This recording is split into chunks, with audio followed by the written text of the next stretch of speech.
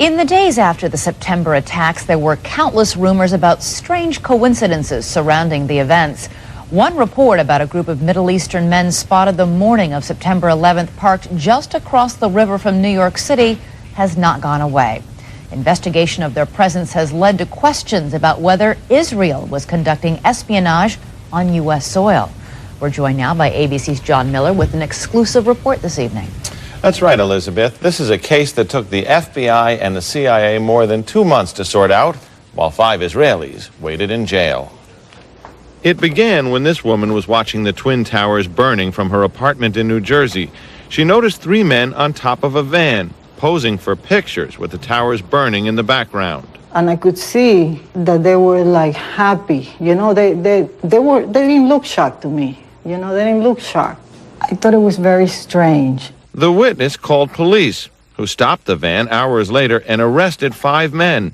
All 5, it turns out, were Israeli. They were turned over to the FBI.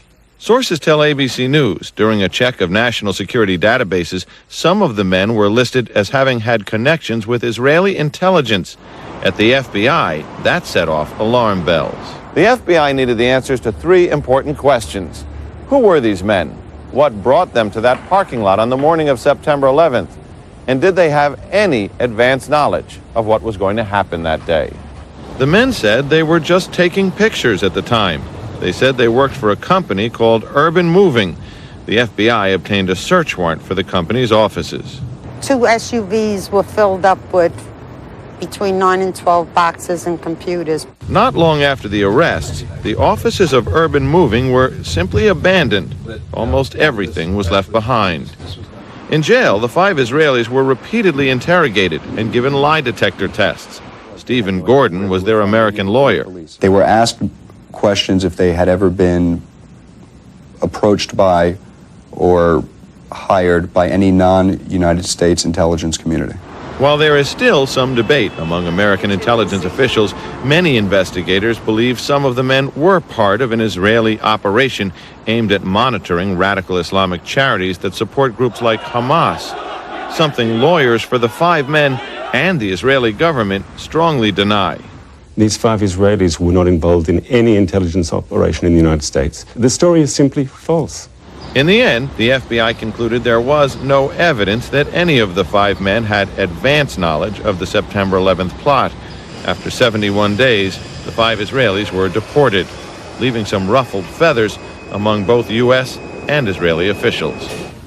According to federal officials, the 5 men have been barred from returning to the United States for 10 years, they say because they violated immigration laws. Bottom line, John, is there any evidence any of these 5 men knew about the September 11th attacks before they occurred? The FBI spent a great deal of time examining this question. It does not appear that they were in place taking pictures before the planes hit, but shortly thereafter. And they say they haven't uncovered evidence that any of these 5 men, and they did their backgrounds, they searched apartments, they telephone records and so on, had any advance knowledge of the attack. And while the FBI or certain sources might believe that in fact they were Israeli intelligence, they don't believe that the U.S. was a target, that they were actually investigating Muslim groups? They believe if this was an intelligence operation by Israel, that it was focused on the Islamic groups and charities that raise money for groups that are considered by U.S. law enforcement and others terrorist groups. And you'll note that after September 11th, the U.S. moved on many of these groups with indictments, arrests, raids on their headquarters, something that hadn't happened prior to this. These are groups that Israel believes have been funding Hamas and other terrorist organizations? Groups that are responsible for most of the suicide bombings there. All right, John Miller will have a full report. You can see it tonight on 2020 at 10 o'clock Eastern.